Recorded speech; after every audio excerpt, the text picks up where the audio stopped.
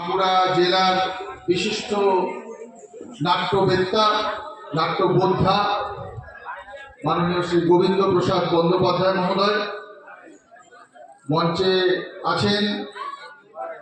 বাঁকড়ি দলের বাঁকড়ি রাজের সাংস্কৃতিক পরিবার তার সম্পাদক মাননীয়া নিবেদিতা দে মহোদয়া মঞ্চে উপবিষ্ট আছেন।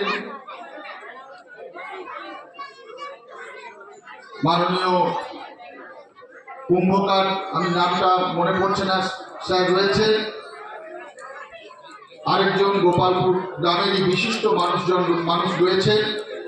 এবং আপনারা যারা এতক্ষণ ধরে এত ধৈর্য সহকারে অপেক্ষা করছেন সুন্দর একটি মনোজ্ঞ একটি অনুষ্ঠানের জন্য, এবং যাদের উদ্যোগে এই আয়োজন, যারা একটা বিরাট কাজ করেছেন,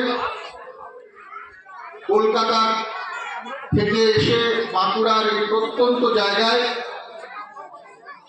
একটা থিয়েটারের ফেস্টিভ্যাল করবেন এবং বাঁকুড়ার নাট্য দলগুলিকে নিয়ে করবেন, এটা একটা বিপ্লব। আমি আগে কখনো এতটা আন্তরিকতা, এতটা সন্নিষ্ঠ প্রয়াস আমি খুব কম দেখেছি। মাননীয় সুধা কুম্ভকার মহোদয়া এবং মাননীয় দাদা সঞ্জয় দা সহ যারা রয়েছেন যাদবপুর দলমাদল নাট্যগোষ্ঠী, তাদের প্রত্যেককে আন্তরিকভাবে কৃতজ্ঞতা জানাই এরকম একটা সযত্ন প্রয়াসের জন্য। গোপালপুর আমার খুব প্রিয় জায়গায়, আমার বাড়ি সানামাদে, তাহলে এটা আমার একদম নিজস্ব এলাকা, প্রচুর আত্মীয় স্বজন কাছের মানুষজন আছেন।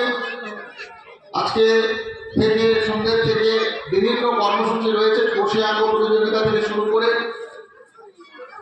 সন্ধ্যেবেলায় দুটি নাটক আছে আজকে, একটি বাঁকুড়া থিয়েটার একাডেমির শিকল ভাঙার গান এবং একটি বাঁকড়ি রাজের সাংস্কৃতিক পরিবারের বাবা।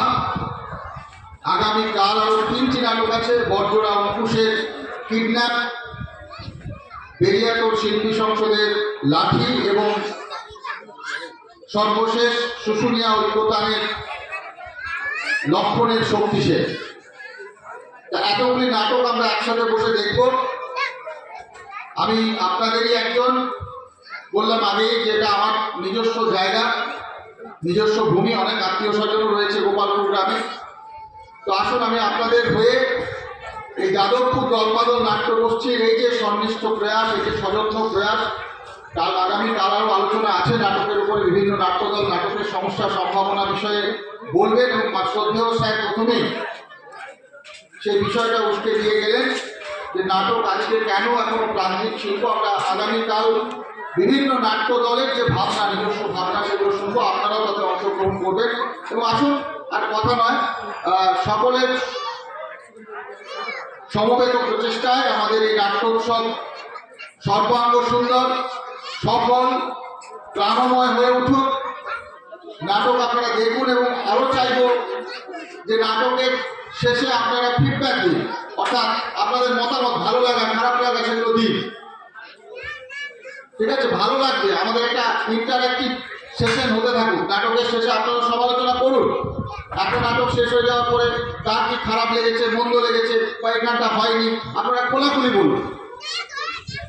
এইভাবে আমাদের মধ্যে আদান প্রদানের যে সংস্কৃতি, সেটা চলতে থাকুক। সকলকে কৃতজ্ঞতা।